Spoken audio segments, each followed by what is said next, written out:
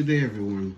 I wanted to address a comment on a post that I made for be careful you bring into your circle. So I want to say thank you to the person who said they needed that. You're welcome. Everybody needs sometimes a little push for them to go further. And there's another comment that said, what happened to me? It's not what happened to me, it's what people do when you're trying to help other people. So I have a good amount of young people that work with me, and where we live in New York is very expensive to maintain an apartment, and they're basically asking you for credit and reference and hefty down payment.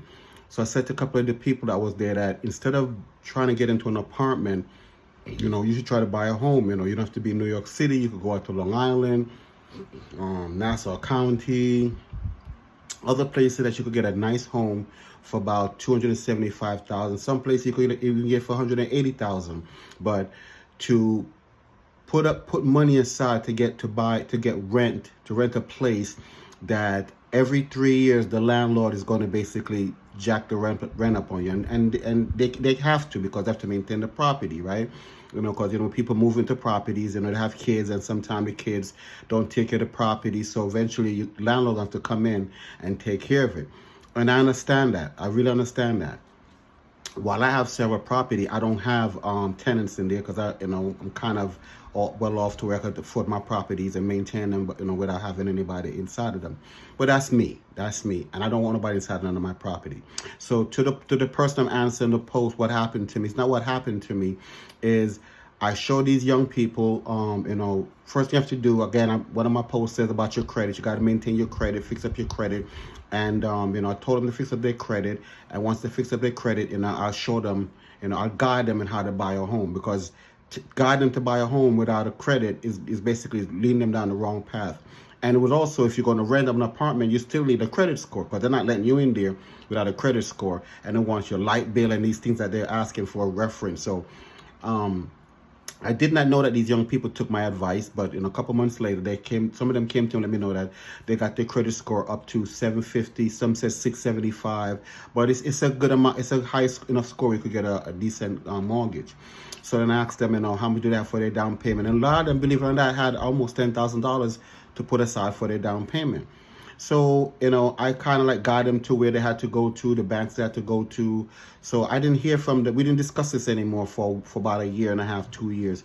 So the little by little bit, they started letting me know that, they're pulling me aside and telling me, based on what I told them, they bought their home. Oh, wow, did not know that you bought your home. I said, yes, they bought their home, and thank you, because they were never thinking about a home, because the only thing their parents told them to do was to rent.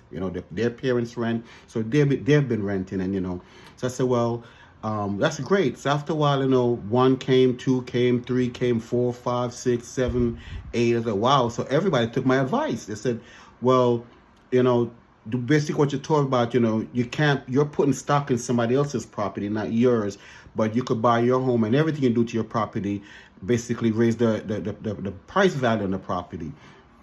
So I was glad that everybody took my advice, and I told them, so they asked me what they could do for me, and I tell them nothing, pay it forward. The next person you hear it, need just give them the same advice and guide them in the right direction.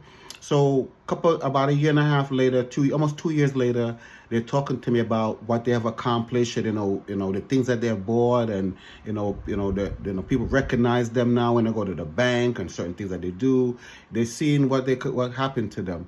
So while I'm talking to them, this person came by. I left them to go do something. This person came and told them, not to trust anything I say to them or do anything I tell them to them, because I think I'm better than them.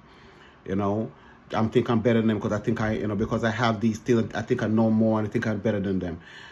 Just because I have more than what you have don't make me better than you. I'm just trying to get you on the same level because somebody taught it to me. Somebody paid it forward to me, so I'm paying it forward to somebody else. So it's not that somebody took anything from me or stole anything from me. And a matter of fact, it is stealing from you, because what they're basically doing is destroying your credibility. And I felt that this didn't have to be done, and it wasn't done by a white person. It was done by a black person.